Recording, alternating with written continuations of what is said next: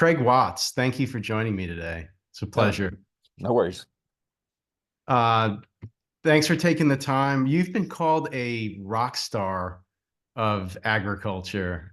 You've been praised. I've seen this out there, embraced by food system reformers as well as animal welfare advocates. I actually found you in a documentary film, You Are What You Eat, which was on Netflix. But it's come to my attention. You've been in several other films as well, PBS, a good number of different farms featuring this issue. So tell me a little bit about your life. Tell me about how this all started and how you became a farmer. Oh, wow. Well, I mean, I was raised on a tobacco farm right here in North Carolina. I mean, back in the day that we all grew up on small tobacco farms. I'm not advocating for tobacco. It's a horrible product. But that's what we did. That was the money maker on the farm. We we were in the 80s. They were pushing this get bigger, get out deal, and we were looking at getting bigger. But then my dad had a heart attack. So we got out of farming altogether. We had I never moved. We still lived on the farm. We just rented it out, right? And so I never left agriculture. I worked with a fella. We scouted crops for integrated pest management, meaning we tried to save people money on their chemical bills. Don't spray it until you absolutely have to. That's what integrated pest management is. And then I did some work with soil studies that were eventually submitted to the EPA for re-registration of certain pesticides. But I traveled a lot, and I got tired of seeing the world from the inside of an airport, right? So around 1991, we had some work to do here in North Carolina. I got a chance to come back and do it on my farm. I got the bug to stay on the farm. I had just gotten engaged, and it was that moment that the chicken companies came in and were courting farmers I think the advertisement said we need a few smart birds to raise our birds. So I looked into it, and it looked like a perfect scenario. I mean, it was a contract. It wouldn't get rich quick. Nobody expected that. I hated a suit and tie. I had an agriculture background. I had a business degree. You know, what could go wrong, right? Well, I found out very quickly that well, we will get into this later, but we were anything but independent contractors, right? Um, so that's kind of how I got into the chicken business. And I don't know if you want me to go into all these details about how it went from there to where it went south, and then how the people started coming to the farms and filming. I don't know how you want to do that. Sure. How long did you do the chicken farming? 23 and a half years. Wow. Okay. Initially, I took out a 10-year note, and that's the one thing that never happens is you never satisfy that note. That's just part of it. When you get close to getting that note paid off, they come to you and say, "Look, you have to upgrade this equipment. You have Fred's brand of fans. We like Bob's fans brand of fans now. Even though Fred's are working perfectly and nothing wrong, they just force you to do these upgrades. So you stay in debt, and that's by design because debt makes a man very pliable. I always said there's two ways you can control a person, a debt and a sword. And if you give me the chance to all over again, I might opt for the sword because it's quick and painless. So, so that initial 10-year note that I took out in August of 1992, I wound up paying off in December of 2022. It took me 30 years to pay Wow. off the 10-year note. And so, there was some champagne corks popping for sure. And I had been out of the business for 5 or 6 years uh, before I ever got it paid off.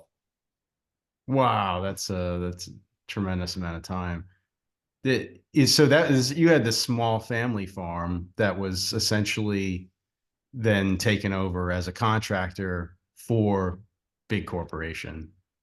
Right. I mean, that small family farm at that time, and we didn't know what organic was or any niche markets. We didn't know what that stuff was. So our option was to get into a row crop operation. And with our small acreage and the way the farm economy was at that time, it just wasn't doable. That's why the chicken deal looked so attractive because it was supposedly positive cash from day one. I took it to an accountant. We ran a cash flow on it. Like I said, it wouldn't get rich quick, but it was enough to make a living. And I just wanted to raise some chickens and raise my family and die in that order, hopefully. And but it just got a little bit more complicated. Sure, it was a good, honest living. Yeah. Well, what happened at what point? Was there an epiphany, a moment where you realized something was going wrong? Was it just that moment overnight, or was it something that evolved and took some time to realize? It was the culmination of a lot of things. Number one, I never felt like I was being told the truth. That was always an issue. I mean, like way early on. The first couple of years, we call it the honeymoon phase. Everything's okay. And so I had two houses at that time. And in 1994, I built two more. When I settled that first flock with the four houses, my money didn't double, but my expenses way more than doubled. So I was like, ooh. So that was like the first aha moment. And then it's not being told the truth. You realize that the inputs that you get, they are um, the integrator owns the chickens, the integrator owns the feed, but you are paid based on how you perform with inputs, chicks and feed that you have no control over. So that was always an issue. I mean, how can you judge me if I've got chicks that came off an older breeder flock and this guy over here has got chicks that came off a perfect breeder flock? I mean, competition is competition, right? So if you and I start here and end up here, and we race from here to here, the winner's the winner. Well, if I get bad chicks and you got good chicks, I've backed up about 10 yards. I can't beat you. I mean, is it possible? Yes. Probable. No, not going to happen. So all of these little things like that, um, like the debt and not really being a truly independent contractor. We were told pretty much what to do, how to do it, when to do it, and how many times to do it. Um, and then there was this thing that came out. It was called the USDA process verification. And Purdue signed on to that particular program. I thought, okay, great, we're going to separate ourselves from the pack. Now I like this. Well, lo and behold, it's not any third-party standards that the USDA is bringing in here. They're just checking boxes. Process verification means if Purdue says it is doing this and Purdue does this, that's a check, right? Doesn't matter what it is. It's like a dishonest kid grading his test paper. Look, Mom, I made 100 again, right? And I found out where the criteria came from was the National Chicken Council, who are lobbyists for the industry. So these standards are a joke. They're not very hard to adhere to, and a lot of it's just a lot of paperwork stapled to the wall. It's not even having anything to do with the actual animal husbandry. So that bothered me. But I can tell you, and it's all these little things. And this one thing that happened, I was sitting in a motel room in Brookings, South Dakota. Me and my wife. I was at some organizational training there, and a Purdue commercial came on, and it was Jim Purdue, and he was driving down the road, and he's talking about my father taught us to treat our people right, and blah blah blah blah blah. And he walks into a chicken house, and you can't find that commercial on YouTube anymore. At least I can't. Um, but you walk in there, and the chickens are beautiful white. They're big. They got like a half an acre apiece to roam around in. Everything looks like it's been shined up with Armor All. It's glistening. And he's walking around. I'm there thinking, holy moly, my BS detector's going, and I said, this is not what I see every day. And this is what he wants the public to think this is what is happening. And yes, I had a contract with Purdue, but I was a farmer. And the farmer, at the end of the day, my boss is the consumer. I just felt like they needed to know. And, just went from there. Wow. So the conditions, can you talk a little bit about that? Well, I mean, as a farmer, we did the best we could with the hand we were dealt. But what we were dealt with was we had my houses were 20,000 square feet. They put 30,000 birds in each house. So do the math. It's 0.67 square foot per bird. When that bird is market age, he has, or at any point in time, but especially market age is when you can really tell it. But the space that they're allowed per bird is the size of a sheet of notebook paper. Plus, they're in there with their feces, and you don't change the bedding out every flock. You recondition that bedding between the flocks because it's just cost prohibitive to bring in new shavings every time. And so they're on their feces and their predecessors' feces. They have to put drugs in this feed, or these birds won't survive. It's just a haven for bacteria. And dusty and not pleasant for man nor beast. So what are most people eating when they eat? I always thought like years ago, it's been over 20 years since I became a vegetarian, eating Oh, a plant-based diet. And so I gave up eating chicken and meat, and all of it came through a 13-minute film that I watched called Meet Your Meat. mm. And it was a animal rights film that I saw many years ago, and that was it. It was instant. I was also looking for health options at the same time, so the two of those things kind of influenced my change and my interest in this subject. And some years later, I wrote a collection of animal rights poems. They weren't very popular, not very nice to read about all that stuff. But in that film, it really exposed what went on across the board and all the animal agriculture. And I always thought prior to that, oh, chicken's healthier. A lot of people think the white meat, the chicken, it's not as bad. I'm not going to eat the red meat, the beef. And so people will turn, and there you still see campaigns out there too that even now they favor chicken. What are people really eating when they eat most most chicken in the United States, at least? I'll give you an attorney answer. It depends. Um, did you go down to a local farm and did you shake that farmer's hand who grew that chicken, or did you go to the grocer at Publix or Food Line or wherever and did you buy it off the shelf? Because you can be rest assured that 99.99999% of that is CAFO raised chicken. And what you're raising is a commodity that's bred to grow at these unnatural rates. And it's very homogenized, so everything fits nice and neatly in the shackles when it goes through the processing. I don't think quality would be a word that I would put with the industrial chicken. Certainly not a quality of life for the animals, and certainly even not a quality of life for the farmers when you find yourself um, beholden to a corporation on a contract that they can cancel at any time for any reason. So I don't really see much upside to it. And there's, you got some environmental issues by concentrating that much waste in such a small area. And chicken still may be the most healthy, relatively speaking. I mean, look at how pigs are raised and look at the feedlots that the cattle are raised in. There's a nicer sky on death row, but does that really mean anything, right? Yeah, that's a good way of putting it. Yeah, a lot of environmental factors coming out of that too as well. And the farmer has no choice to get out of any of this. Once they're in a contract, is it really difficult to get out?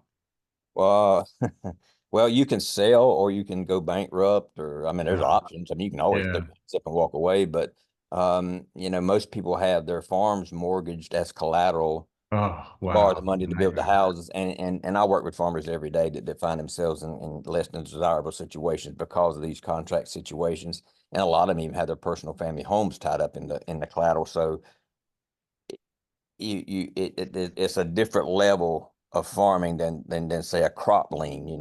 If I have a crop lien on an acre of soybeans and it doesn't make it, who cares, right? But now this situation there's a lot more skin in the game. Yeah. So it's bad for the farmer, it's bad for the animal, obviously. The animal's just stuffed in there and being treated like they are a product, essentially, and probably bad for human health. Environmental, what can you say about that? Well, I This is mean, I very work with reasonable. an organization, and some of my colleagues are more, and they're more in tune to the environmental issues than I am. But I will apologize for my French, but look, when you put so many animals that are producing so much waste in such a small area, what you wind up with is too much shit and not enough dirt. It winds up getting over applied, and look no further than the Chesapeake Bay. If you want to see something that where industrial agriculture has ruined a water system, that and Iowa's waters are horrible. Pretty much. Well, probably every state's got that story, but I know Iowa's are particularly bad, and the dead zone down in the Gulf of Mexico. I mean, it's just like I said, it's just too much to handle in such a small area. That's my thing with the environmental, and the folks who are in charge of doing this in North Carolina, it would be DEQ, I think. They don't. There's very little permitting that's involved with dry litter poultry operations. Now the hogs are a different story because it's a wet manure. I don't know what the difference is, but for one, there is rules and one, not so many rules. And they don't look at the cumulative effect. Like if you and I live right side by side and I build 20 chicken houses, they have to let you build 20 houses. But that's 40 houses in that little part. They look at everything as if it's a silo and not a cumulative effect, which is the way they should be looking at it. And I know you've spoken about the humanely raised labels. What's that all about there? If something's labeled humane, certified even, is there a difference? Do they still put that on the labels? HSUS and it was actually a consumer, or maybe a couple of consumers at HSUS. Actually, Purdue had to pull that off its labels because there was no definition of it. They couldn't. What does this mean? I mean, the sky's blue. Plutonium is all natural. What does humanely raised mean? And there was no standard for it.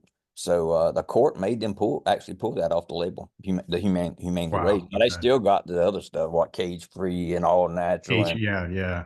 And look, there's no meat bird in the United States of America that's raised in a cage. That is a bunch of bull and much ado about nothing. That's the layers are in cages, but meat birds are not in cages. So that's like saying, I don't know it's the old sports commentator deal. You just comment on the obvious. What else? All natural there again. So is plutonium. No hormones or steroids. Well, that's been illegal since the 50s for poultry. You can't do it. The way they've gotten those birds to grow so fast is they just selected genetics over time. And now you got they had a contest like the fastest growing chicken in the world. Here's a prize money for doing it. And I don't know when this was. This was many years ago, but now that's what you're seeing. The result of that is the Franken chicken. So they're not putting steroids and hormones in these meat birds. Should not Should that not well be. I As far as you know, we're yeah. not talking about the Boy Scouts here, but yes, Yeah. it should not be. Yeah, it should not be. So, and is there a difference between the meat birds and you said like the layers that lay eggs? Yeah, I mean it's two different whatever. I think they're all commodities, but it's Yeah. just two. Can That can that you do the eggs humanely? Can you do those? you can raise the meat birds humanely. You can. Okay. Sure, sure. I Yeah. mean there are systems out there. There was a good one, and actually they actually wound up going bankrupt. But there was a day where they gave the birds outdoor access. It was a more hardier breed. So that's the thing. The You, breed is the issue here. I mean, you can give them outdoor access. You can give them all the space in the world. But what good is that if the bird can't stand up? oh, You've got to have a hardier breed, and there are some little companies out there that do that and that are much more humanely raised, but that's niche markets and price point is just so far apart, But what we subsidize everything that goes into the industrial model. We don't subsidize everything that goes into a better model. We've got to change policy. That's one thing that's got to happen. We've got to put money into the better mousetrap, not keep pouring in this bucket that has a hole in the bottom of it that we're never going to fill up. yeah. And what about antibiotics? Is that something Yeah, that like you mentioned that earlier? um, eh, Purdue went to no antibiotics ever. I'm thinking around 2012, and I was still growing then. I didn't really see that big of a difference in it. I didn't change really anything I did on the husbandry end. Now I know some farmers that with other companies have had some issues with no antibiotics ever, with like high death rates and performance issues and stuff like that. I just never saw it. But Chick-fil-A, I think, was the one that really drove this 10 years ago or 12 years ago. Well, now they flipped full circle. Now they're advertising that okay, we'll let them use antibiotics, but antibiotics that aren't important to human medicine, the ionophores. Um, but even Purdue not using with the no antibiotics ever, there was still pharmaceuticals in that feed. It was just something that mimicked what that antibiotic used to do. There's other coccidiostats that can be used that aren't antibiotics. They can't survive without something that you know Mhm. for gut health. They just can't. They're just not healthy enough. Well, I mean, you've got Addition. you selected all these traits over the years that were based on how fast that chicken can grow, and you've compromised the immune system. So you have to have something to take up the slack there, and that's where the meds come in. So the objective is to grow them as quick as possible, as big as possible. He's How much designed to. bigger they are they than the chickens of 100 years ago? Oh gosh, don't hold me to this, but it's a frightening statistic, but it's something on these lines. If a human baby grew at the rate a chicken grew in 3 months, that child would weigh 700 pounds. Now you can go back and pull up there's a graphic that shows like a what a chicken looked like in 6 weeks in 1940 something versus what they look like now or 8 weeks or whatever it is, and it's triple probably. So when you went through this discovery and realization that you were in a bad situation, how did you get out of it? What was that a long process to get out? It wasn't overnight, right? No, well, it was eventually it was overnight, but Really? uh, I did an expose with an organization called the Compassion in World Farming, and it was just a 5 minute YouTube, and the New York Times picked it up, and then it got up on the Reddit board, and just more media kept picking it up, and that's kind of what changed my life for the better. Actually, it was a little dark period there for a while, but I got no complaints looking back, really. Um, but um, Did you reach out to them initially? No, well, I was working with a reporter and we were working on a story about antibiotics and chicken feed. And I was giving him some information, which one thing was feed tickets. Well, nobody on the outside ever had seen anything like this. So he's a reporter, and his eyes were like this big. This is groundbreaking stuff here. And so he had a neighbor who he called the chicken expert, and he was asking her what these documents were. She was like, "My God, where'd you get that?" She was an animal rights activist. She knew that was, taboo stuff that most people didn't have access to that. So he introduced me, and we talked a couple of times on the phone. She said, "Can I come film?" I was like, "Sure." And so that's how that happened. There was no big build up to it. She just, I think we may have talked a couple of times on the phone, but I had worked with a journalism student, and excuse me, but she was from UNC Chapel Hill. Uh, and she came out and did a class project, did a little film one time. When I showed that to the lady from Compassion World Farming, she that's when she asked me, could she come film? I said, yeah, absolutely. So that was kind of the beginning of it. I just hunkered down. I just quit doing. I quit participating in borrowing $100,000 here and there for every whim that integrator could come up with. If they didn't want me growing, they could fire me. But I was, I was a well above average grower. It wasn't like I was, terrible. Um, I mean, I worked hard. It was it was my name was on the sign out there. I wanted, I wanted to be the best grower every time. I just didn't work out that way.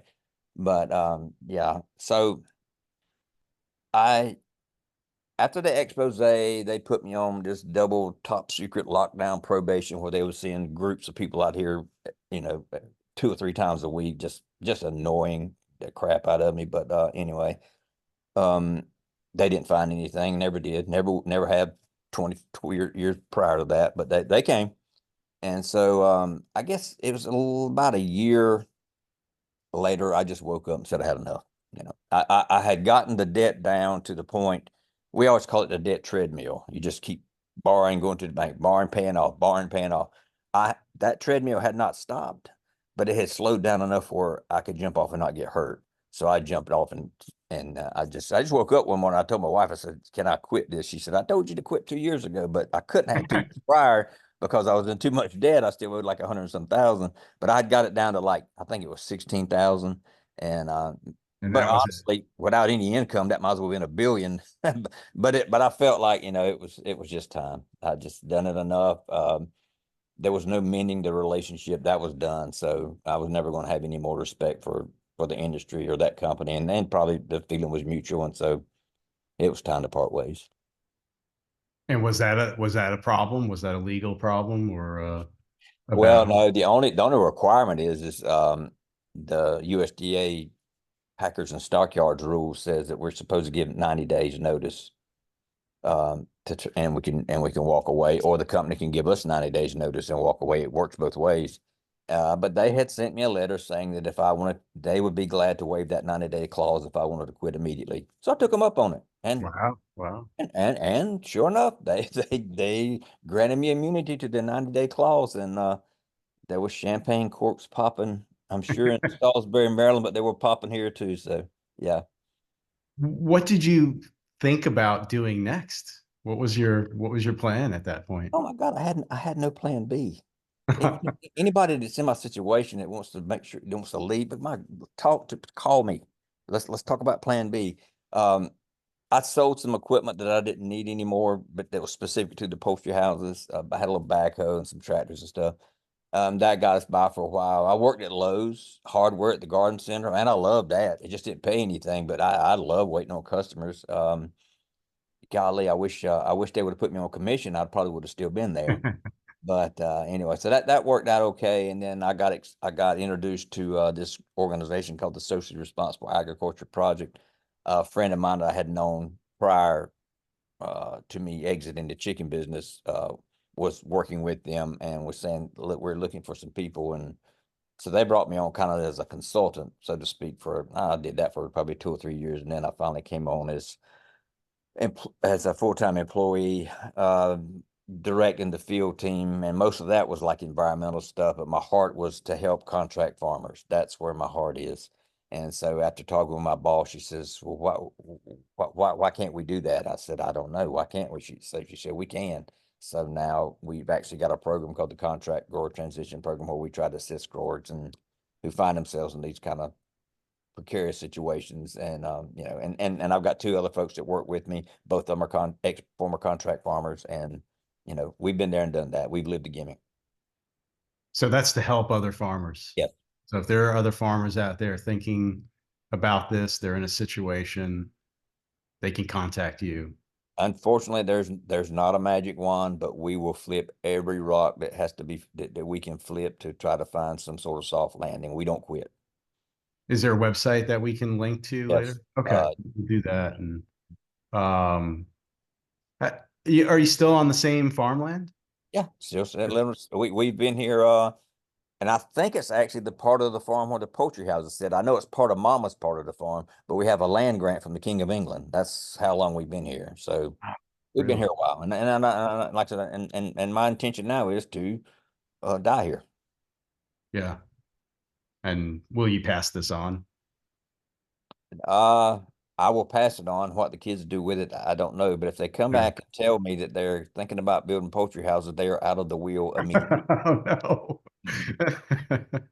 How do, speaking of that, how did old friends and family, how did they react to the big transition? Did you get any resistance from that? Because I know just even changing my diet, there was a little bit of resistance. Yeah, there's some adjusting to cultural standards, and but you made a big change with, with your how you make a living. And Well, I mean, what one I, one thing I had support at home, and I cannot, I can't even put in words or numbers of how important that is, because I have worked with other folks that like their spouse will blame them for being in that precarious, and it's not a good situation, right? I always had support at home. And to be honest with you, we never made much money raising chickens. We were always taking with the right hand and then handing it to somebody with the left hand. Now I get a paycheck every 2 weeks and I know what I'm going to make. So my family's all for that, right? We can go to the beach if we want to. So my friends are my friends, are still my friends. I still have friends that have poultry houses, and yeah, you know, I got I wish and no, they I don't don't wish resent you. anything bad on anybody. Yeah, You know, if yeah. they call me and need some help, I'm there, dude. Yeah. Great, great.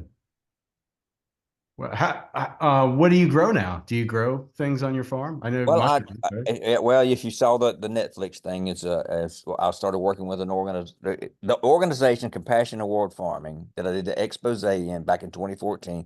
The lady who was on camera with me is actually president of Mercy for Animals now. She and I have remained friends over the last 12 years, and so we started talking about that. She educated me on the animal end of it, and I educated her on the farmer end of it. And I said, okay, we in factory farming today, Leah, what? Where we going? What are you farmers going to do? So that got her mind clicking. And this lady gets stuff done, I'm telling you. And so she's got this whole transformation program as part of Mercy for Animals now, and they do a really good job in providing resources and stuff for farmers who are looking to transition out of the industrial agriculture. Now their pool is limited on folks they can help too. The resource guide is great, and that's open to anybody. But they also work with small grants in transition and operations. I'm a grantee of the transformation program, and I wound up building that mushroom grow room out of the metal storage modules like sit on the back of ships, the 8x40s.